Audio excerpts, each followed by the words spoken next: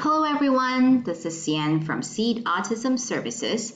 Today I would like to talk a little bit about applied behavior analysis, or more commonly known as ABA. Now, if you are a special educator like myself, you probably have heard of ABA or applied behavior analysis. Now, the reason why I want to talk about ABA today is because there is still some misunderstanding or misconception, probably due to lack of information about what ABA is. So I hope today I'm able to share with you some information and hopefully pique your interest on what ABA is, and that you're motivated to go and find out more information on your own on this particular field. So let's get started. ABA, it's the science of behaviors. It helps us understand why behavior occurs, how learning takes place. And if we have a comprehensive knowledge of ABA, if we understand truly the principles of behavior and how learning takes place, then we can create effective technologies and procedures that can help us improve behaviors, teach new skills, and ultimately improve lives.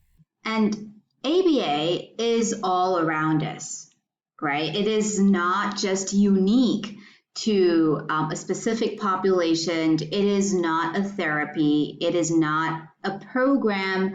It is not only for children with autism.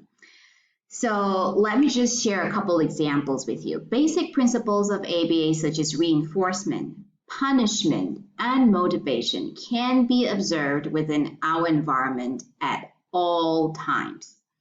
So I want you to think about the last time where you got a speeding ticket.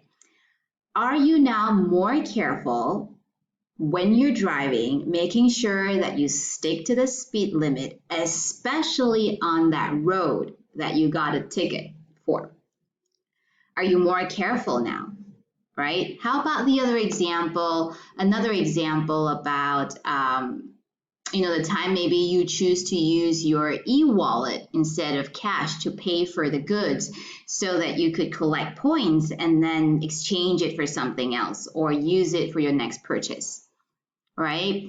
Or how about the time where you hopped into your car and drove 2 hours straight and just to get that bowl of noodles or that slice of cake? Those are some basic principles happening right there. That you have the speeding ticket with that punishment example, and that would demonstrate punishment, the effect of punishment, and where you have the motivation there where, even though you need to drive that 2 hours, you would still go get it because you just love that noodle or that rice and you're really motivated to go get them.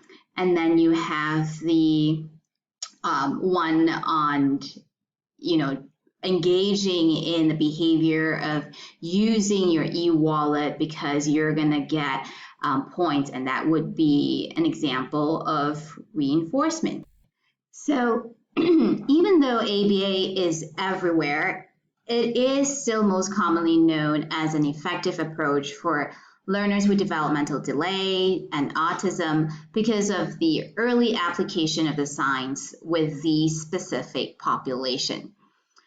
But I also want to highlight here today that these aren't the only areas that ABA has proven to be effective. So here are some examples of the areas where ABA is making its contribution as well. So one area that is really common is organizational behavioral management, or more commonly known as OBM. So in this particular area or in this particular field, professionals used behavioral principles to reduce occupational injuries, for example, increase work productivity, improving attendance at work, and also look at how we could reduce turnover by applying the signs. The other area is with the elderlies, the population, the older population, and that's called behavioral gerontology.